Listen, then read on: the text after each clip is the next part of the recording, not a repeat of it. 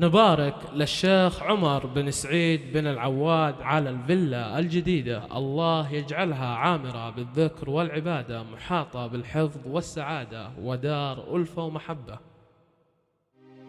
غنت تلاحين القصيد في شيلة البيت الجديد، 05 اتحقق الحلم البعيد، قوم افتحوا بيبانها، زفات سموا باسم الله الودود، رشوا على الفلا ورود، محروسة من عين الحسود ومحصنة عمدانها.